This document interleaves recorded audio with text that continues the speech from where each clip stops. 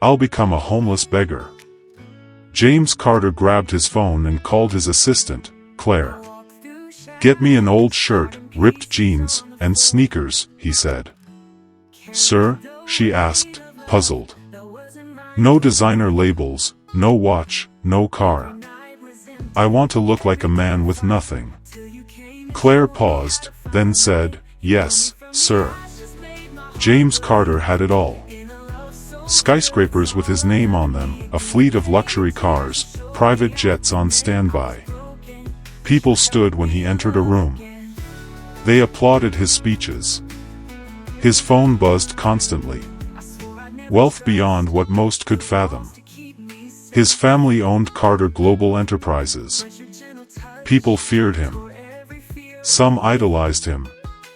But deep down, James was exhausted. Exhausted by fake smiles.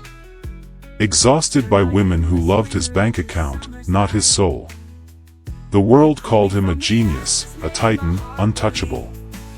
Then came the lonely nights.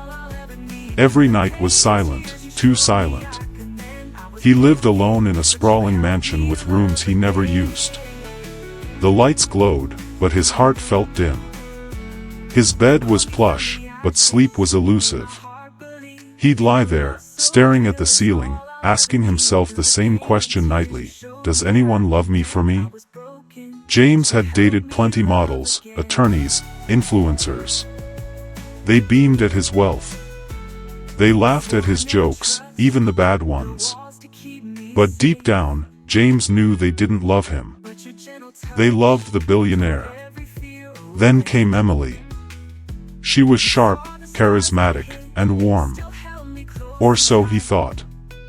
He gave her his heart. He bought her a ring. He envisioned a future. But one morning, he arrived at his office early and found her with his chief financial officer, laughing, kissing. James said nothing. He turned and left. That day, something inside him shattered.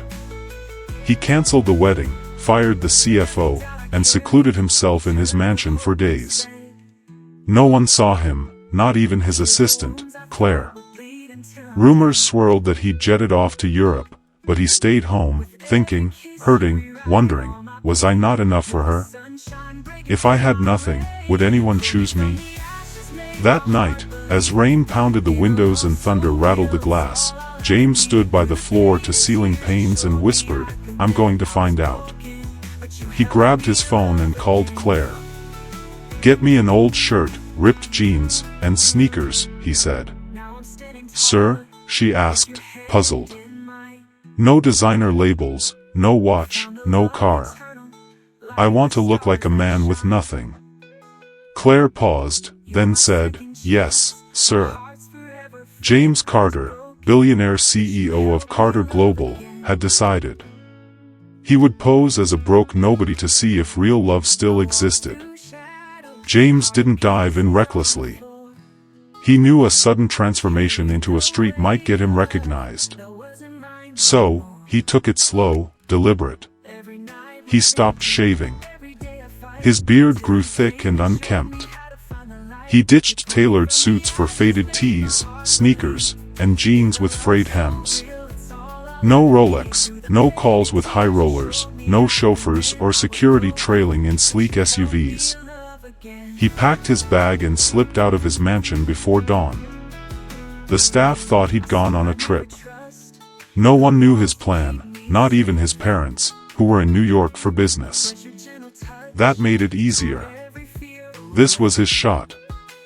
James rented a cramped room in a rough part of Chicago. The walls were peeling, the window bare, the mattress reeking of mildew. But he didn't give up. He wanted to live like a man with nothing. Every day, he roamed the streets. He took odd jobs, hauling crates at a warehouse, helping contractors, sometimes washing cars. He got paid in crumpled bills, stuffing them into his pocket. Nobody knew him. For the first time in years, he felt invisible. And oddly, it felt freeing. At night, James sat on the edge of his creaky bed, staring at a faded poster on the wall, reflecting on his life. The real him, buried under wealth and status. This was what he craved, a fresh start. He spoke sparingly. He nodded at passers-by. Most ignored him. A few acknowledged him, some stared, but no one pegged him as the James Carter. He'd always kept a low profile, even as a billionaire. He shunned the limelight. That helped now. Back at the company, Claire worked discreetly. She trusted James, even if his plan baffled her. She used exclusive dating apps to set up blind dates for him. Each woman got the same story: you're meeting a guy who had it good but lost it all in a tough economy. He's working odd jobs, trying to rebuild. None knew he was James Carter, heir to Carter Global. James met each woman at dive bars or food trucks, low-key spots with plastic tables and greasy menus. He always arrived early, head down, waiting. Claire had one more thing covered: discreet security. 2 plainclothes guards watched from afar during every date. No suits, no earpieces, just vigilant eyes blending into the crowd. James wasn't looking for trouble. He just wanted the truth. Could anyone love a man with nothing? The test was on. James was ready to pack his bag and return to the mansion. But then Claire's voice softened. "There are good people out there, sir," she said. "I married one." He went quiet. "You never mentioned your husband," he replied. "He wasn't rich when we met. We were both scraping by, with nothing but dreams. 10 years later, we're still together, happy, with everything we need." James stayed silent. Claire added, "Don't let 3 bad dates make you give up on the one good one." He scoffed. "You really think someone could love a man with nothing?" She answered, "Yes, but only if he truly becomes nothing." James's eyes narrowed. "Fine," he said. "Let's go all in." Claire hesitated. "What do you mean?" "I'll go out again," he said, standing slowly. "But not as a day laborer. I want to see if anyone can love a man who looks like he's lost it all." He paused. "I'll become a homeless beggar." A long silence hung on the line. Then, to his surprise, Claire said softly, "Okay, I'll help." The next day, Claire brought a bag.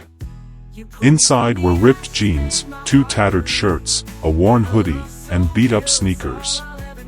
There was also an old backpack, faded and frayed, like something used for scavenging. James put them on. He looked in the mirror. Even he didn't recognize himself. Claire adjusted his hood and whispered, "Don't talk much. Just sit, watch, and listen." James nodded.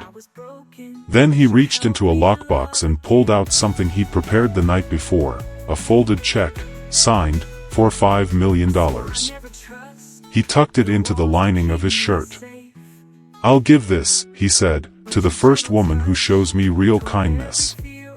Not because I beg, but because she chooses to care."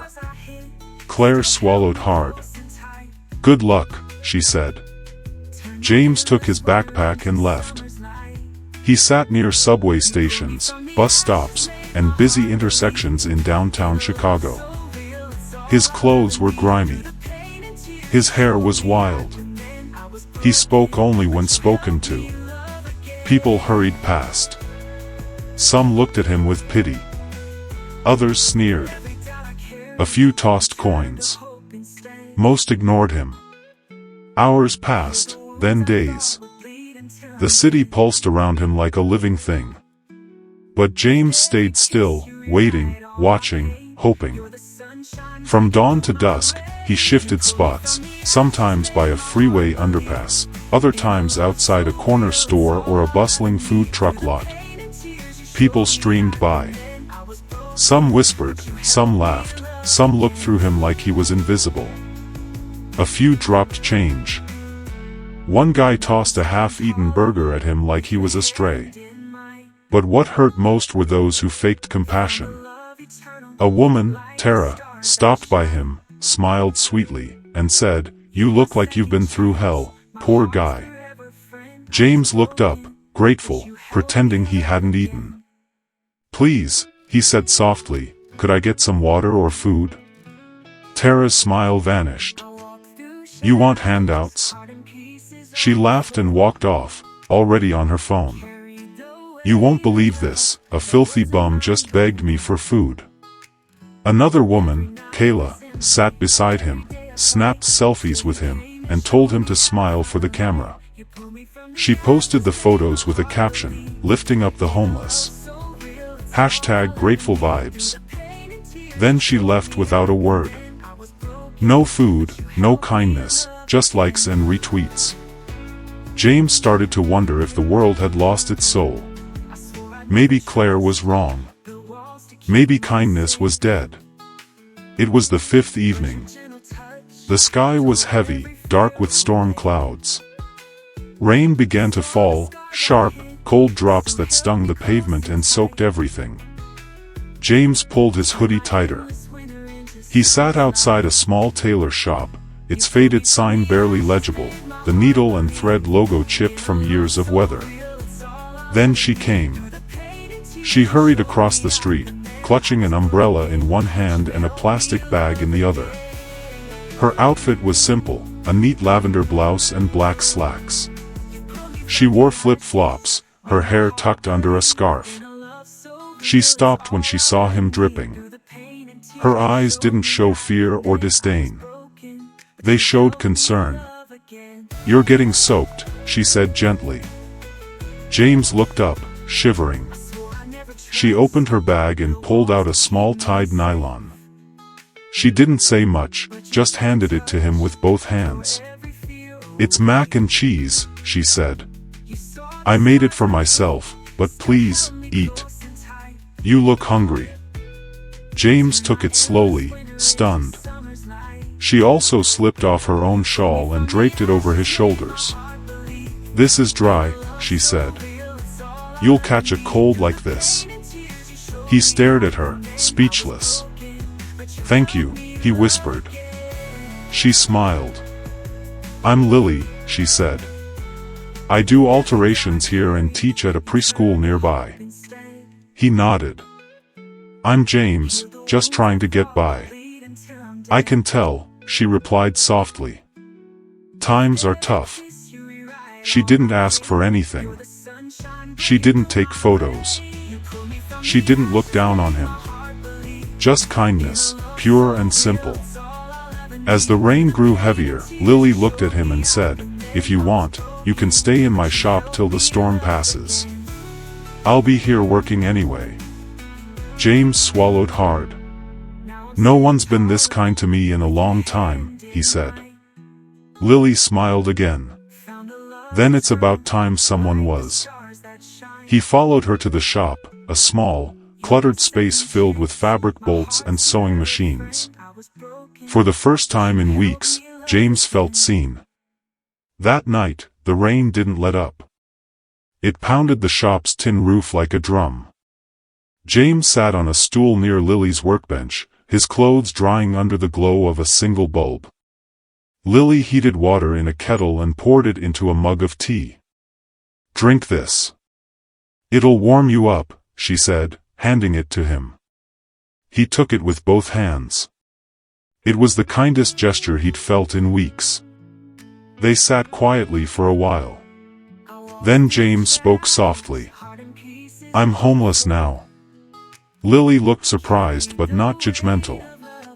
He braced for pity or rejection. Instead, she nodded. "Well, if you're okay with it, you can stay here," she said, glancing around the shop. "It's not fancy, but it's dry and safe." James blinked. "You'd let me sleep here?" She smiled gently. "Why not? My apartment's just down the block. I come here every evening after teaching. I'll bring you food."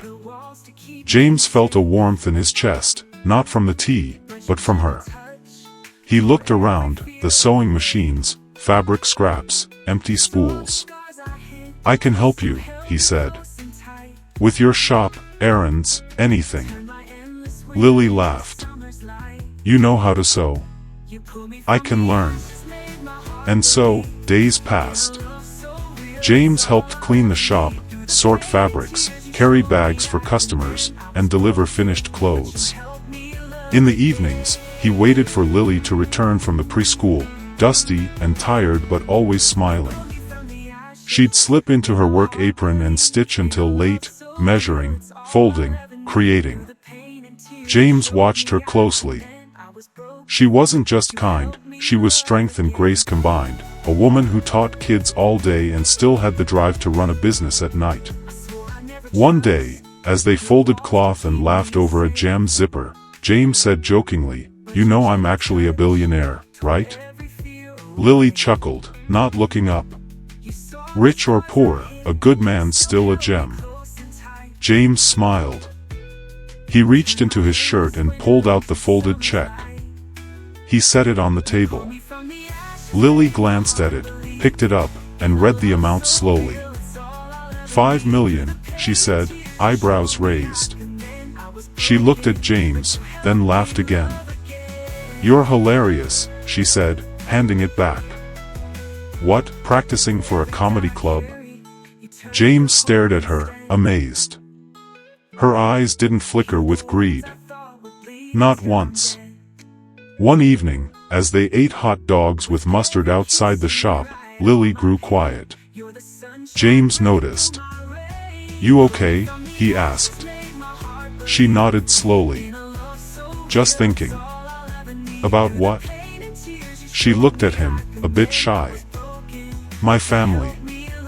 She paused. "My mom's been pushing me to bring someone home.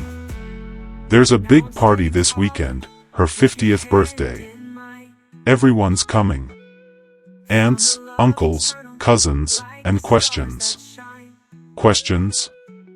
"You know the type." She smiled faintly. "When are you getting married? Where's your guy? You sure you're not hiding someone?" James laughed. "I know those questions too well." Lily looked at him, eyes sparkling.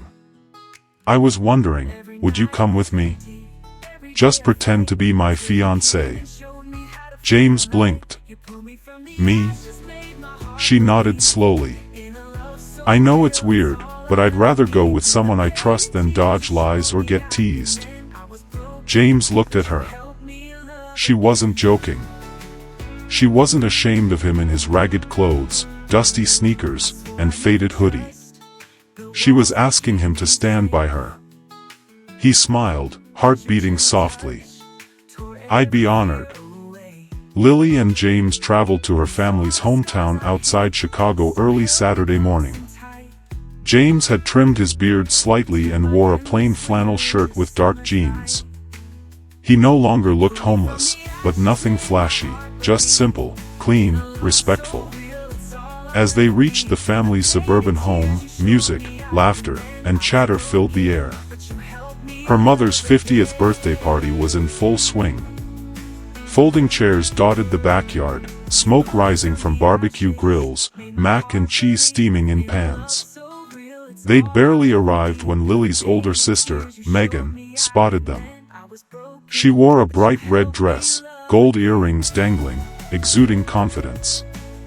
Megan was a branch manager at a Chicago bank and never let anyone forget it. She eyed James up and down, nose wrinkling.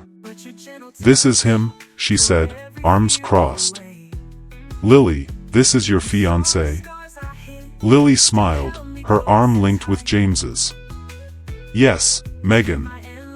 "Meet James." Megan didn't smile. Her gaze lingered on his plain shirt, worn boots, and quiet demeanor. "Couldn't find someone with a bit more polish?" she asked, voice dripping with sarcasm.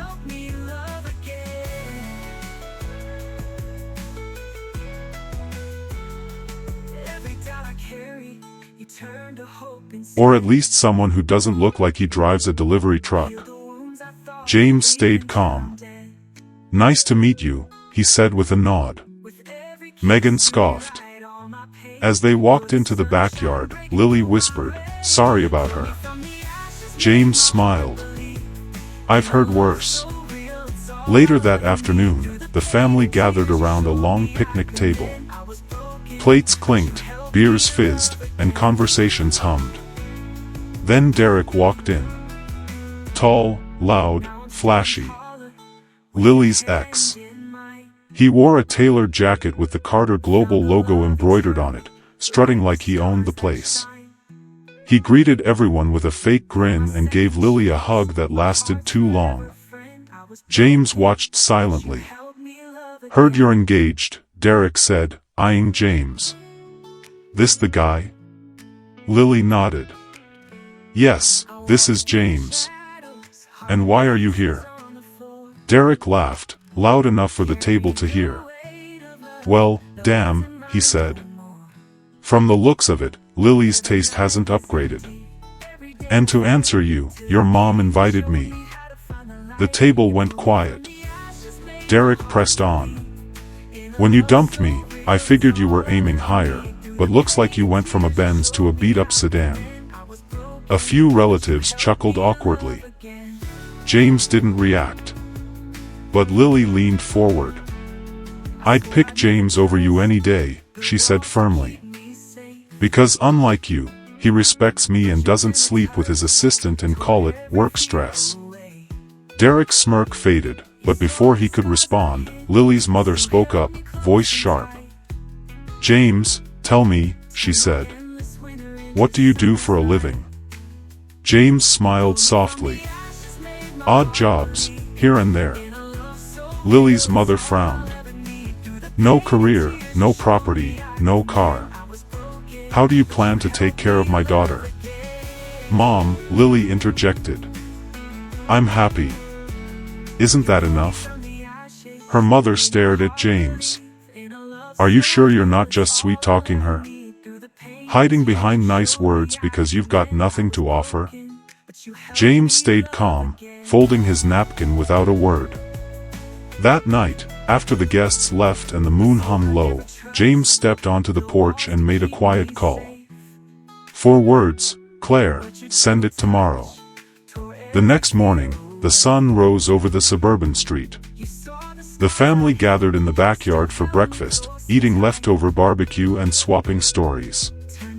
Then a deep rumble interrupted. Vroom. A gleaming black Escalade pulled up, followed by 2 more SUVs, all spotless, tinted, and undeniably expensive. A driver stepped out, holding a red folder and a small box. "Who's the mother of Miss Lily?" he asked. Lily's mother approached, puzzled. He handed her the box. "Your daughter's fiancé asked me to deliver this." Inside, keys to a brand new SUV. The crowd gasped. "Is this real?" someone shouted. Before James could speak, Derek stood up, grinning wide. "Come on, y'all," he said, puffing his chest. "You know I had to do something big for the woman who raised my first love." Eyes turned to him. "You got all this?" an uncle asked. Derek winked. "Regional manager for Carter Global, remember? I'm doing all right." The family cheered. Lily's uncles raised their beers. Megan hugged Derek. "Now that's a real man, Lily." James stood quietly beside Lily. He didn't correct them. He just watched. Later that week, back in Chicago, Lily invited James to a housewarming party. Her college friend, Vanessa, had just bought a condo, and all their old classmates were there. Vanessa's place was sleek, modern chandeliers, leather couches, a flat screen blasting music videos. The women wore designer makeup and perfume. The men reeked of cologne and bragged about jobs in tech, finance, and startups.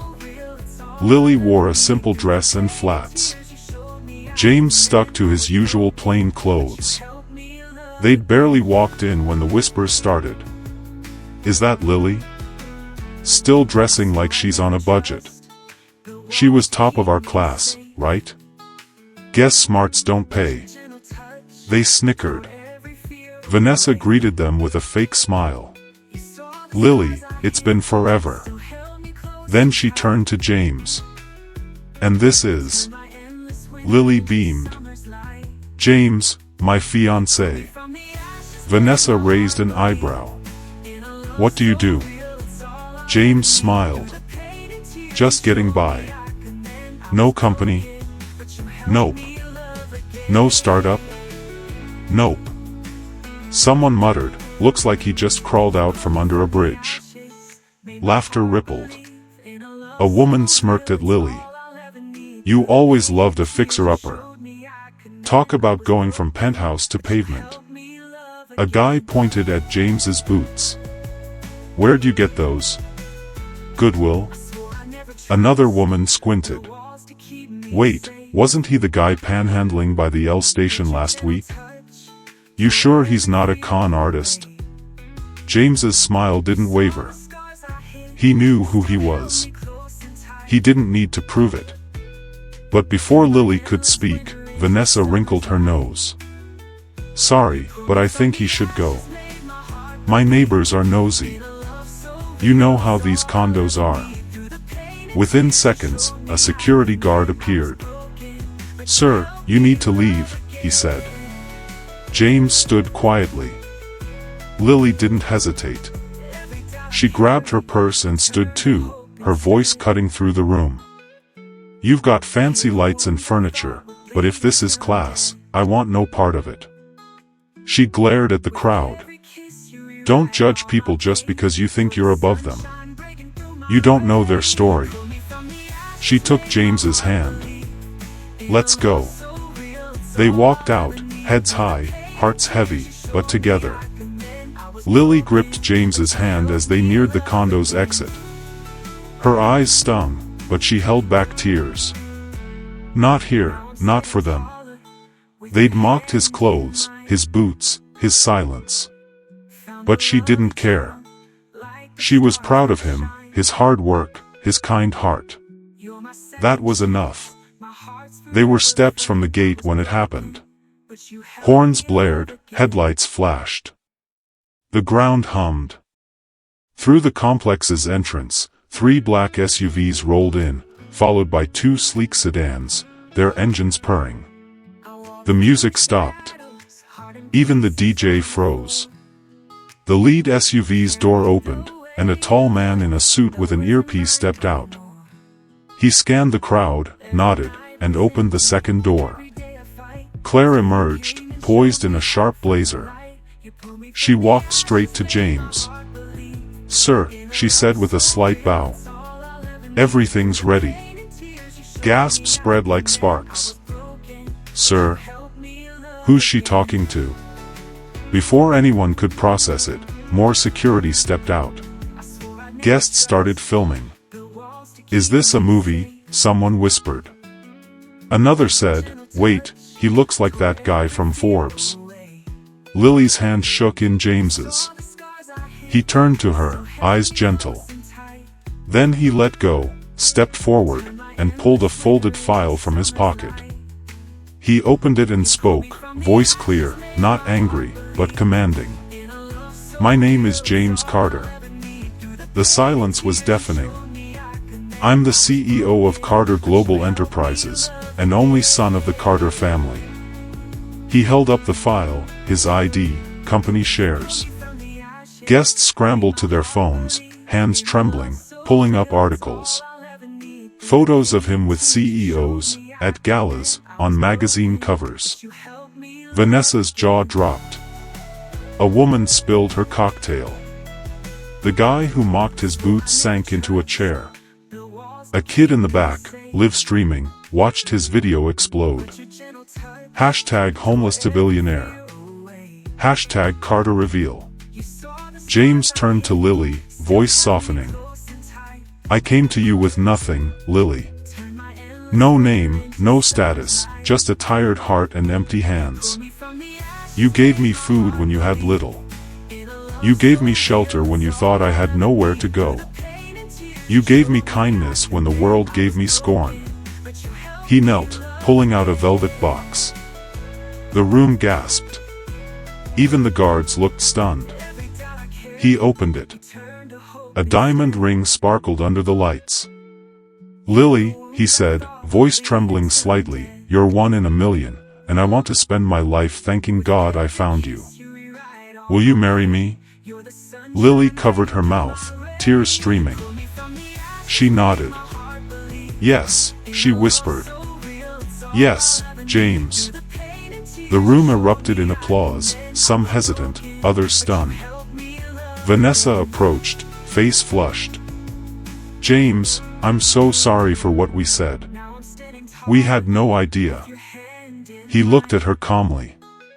"You judged the cover, not the man." Then he turned back to Lily, holding her hand, eyes locked on hers. "You were the only one who saw me." And in that moment, amid hushed stares and flashing phones, James and Lily walked away, not as a drifter and a teacher, but as soulmates. 2 days later, James held a press conference. Not for business or profit but something personal. Cameras flashed. Microphones crowded the podium. Reporters buzzed. James stepped up, in a navy suit, calm and confident. Claire stood beside him. He cleared his throat. "I have a personal announcement," he began. "One bigger than any deal or merger." He looked into the cameras. "I want to introduce the woman who changed my life with a plate of mac and cheese, a dry shawl, and the kindest heart I've ever known." He smiled. "Her name is Lily Thompson, and she's my fiancée." The room gasped. Screens lit up nationwide. Within minutes, it was everywhere, news sites, blogs, social media. Carter CEO engaged to seamstress and preschool teacher. From kindness to forever, Lily and the billionaire. Back in the suburbs, phones pinged. Lily's mother sat quietly, staring at the news on her phone, lips tight. Megan sobbed in the kitchen, ashamed of her words. Derek sat on his couch, pale. He'd mocked and even taken credit in front of the real boss, CEO of the company where he was just a mid-level manager. His hands shook. He didn't sleep that night. In Chicago, James had a surprise planned. He took Lily to a stunning house with brick walls, warm lights, and a rose garden. "This is yours," he said. She stared, speechless. "And this," he added, holding up a car key, "is your new car." Then he handed her an envelope. She opened it slowly, $100 million in her name for her sewing business, her teaching, her dreams. Lily's eyes welled up, but she pushed the envelope back. James blinked. "I didn't help you to gain anything," she said softly. "I helped you because it was right. I can't take this." James stared, stunned. Everyone else craved more, she wanted nothing. Claire, standing nearby, chuckled and whispered, "Told you she's special." James laughed softly, eyes fixed on Lily. "I'm never letting you go," he said. Later that evening, James's parents returned from their extended business trip in New York. The mansion was quiet as they settled in. Claire knocked softly and entered. "Your son's engaged. You've probably seen the news," she said gently. His mother's smile faltered. "To that nobody?" she asked, her face tightening. She paced. "A preschool teacher? A seamstress? She's not from our circle, Claire." His father stayed silent. "She'll embarrass us at global summits. What will people say?" Claire replied calmly, "They'll say your son found love." But James's mother wasn't convinced. "She's not his equal." She tossed a tablet with a news article onto the table. "This isn't over." The next morning, James sat across from his parents in the sprawling living room of the Carter mansion. Sunlight streamed through floor-to-ceiling windows, but the air felt heavy. His mother sat rigidly, fingers tapping the armrest. His father, as usual, observed silently. "I'm glad you're back," James said softly. "I have news to share." "We know," his mother interrupted, sliding a tablet across the table. It showed Lily's face, smiling, holding his hand. "She's sweet," she said, voice tight. "But James, this won't work." He met her gaze. "She's kind, driven, brilliant. What more could I want?" "You need someone who fits our world," she said. "Someone who gets power, influence, high society." James shook his head. "She gets me." His mother stood, walking to the window. "The governor's daughter, Tessa, is single. Her father's offering a major infrastructure deal. Billions, generational wealth. That's our legacy." James looked down. His father spoke up. "You can't let feelings ruin what we've built." James's voice was firm. "We're not struggling. We have wealth for generations." His mother turned sharply. "Yes, but we protect it with strategy." She stepped closer. "You'd throw that away for a woman who sews in a storefront? She's not just a woman. She gave me peace. She made me believe in love again." "James," she said sternly, "you're the heir. The Carter name must stay prestigious. Think of the legacy. The business."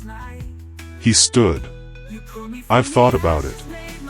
I'd rather lose it all than lose Lily." His mother's eyes blazed. She grabbed a folder.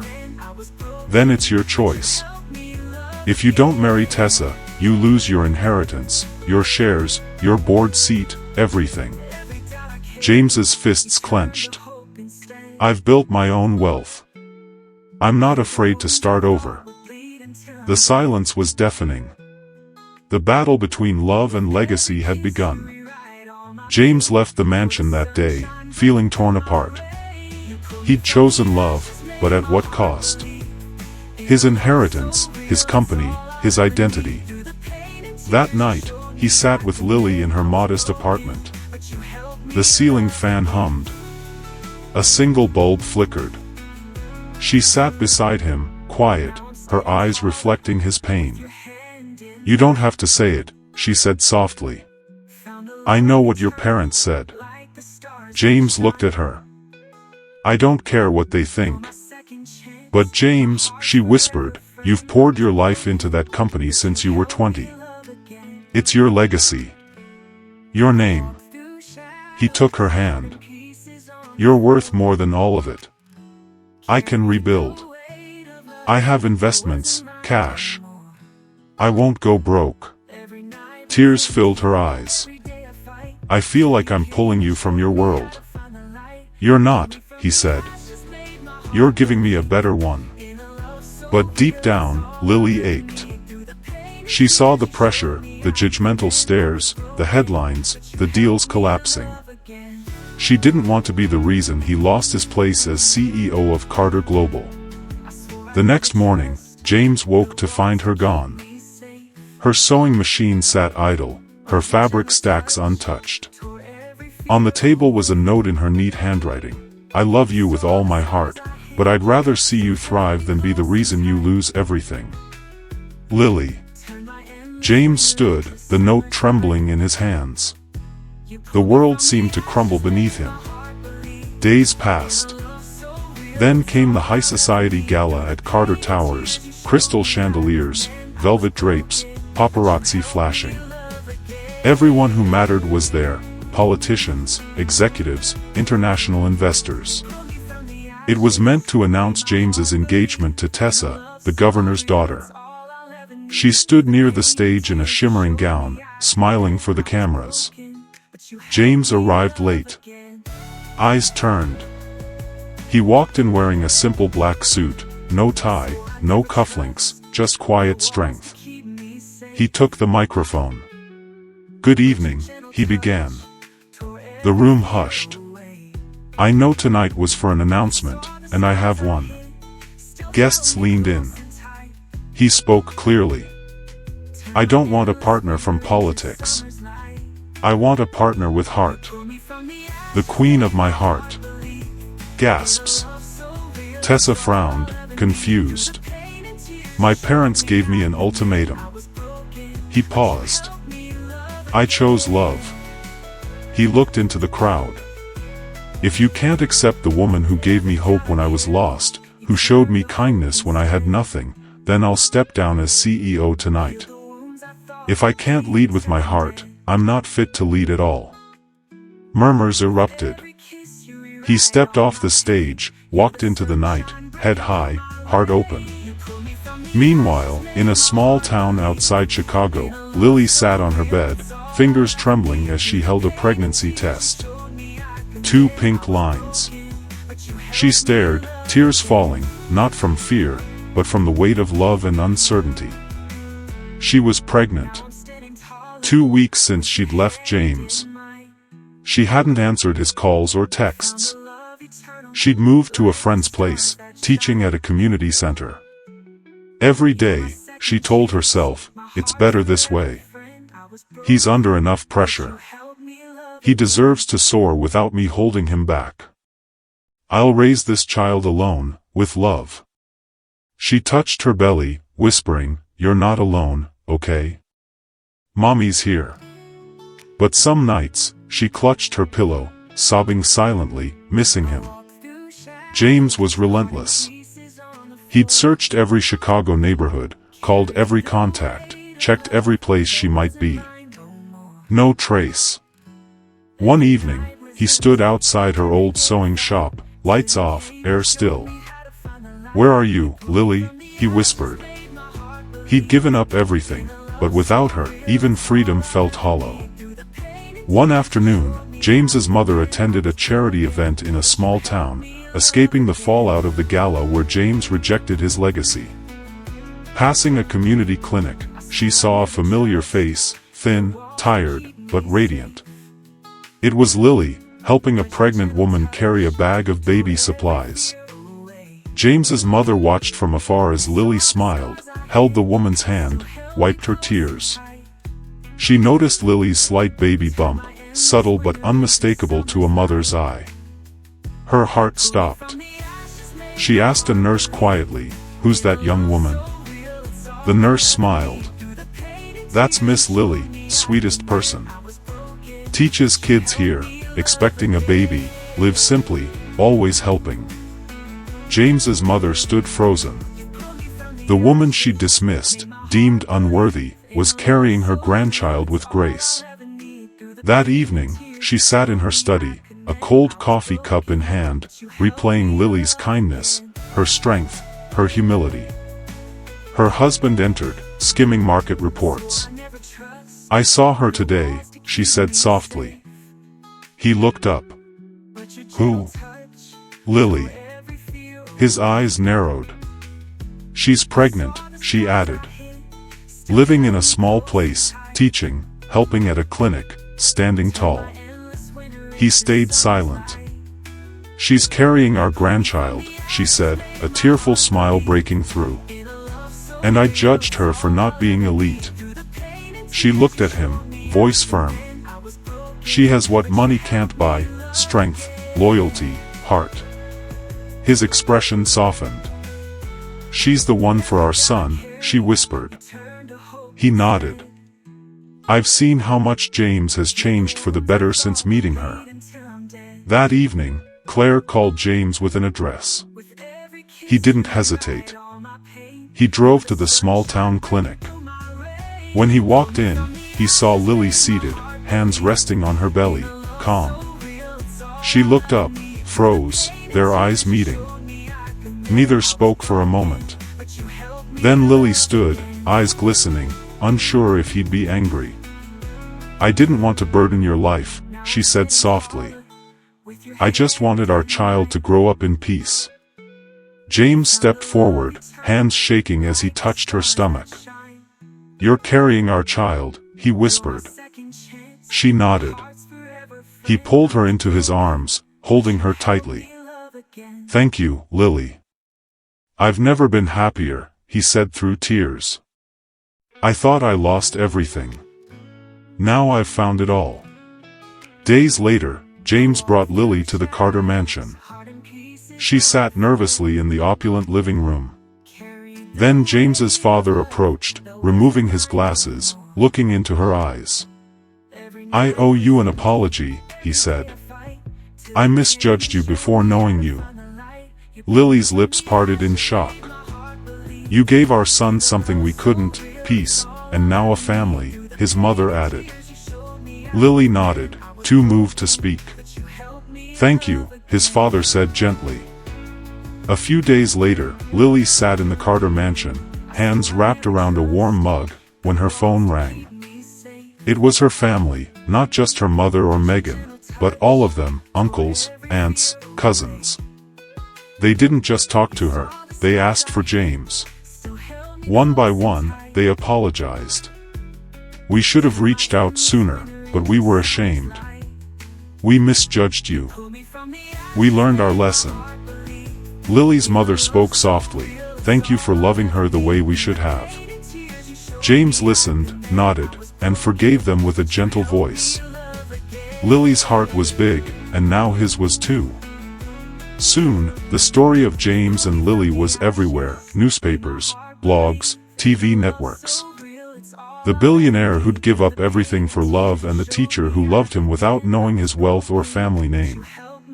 Investors admired his integrity. Carter Global Enterprises shares soared. Old partners returned, new ones signed on.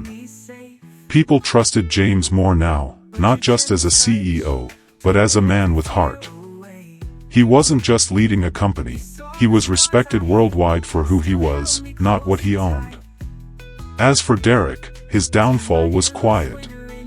No headlines, no drama. One morning, a memo from headquarters arrived. He was fired. An audit uncovered he'd funneled company funds into personal accounts.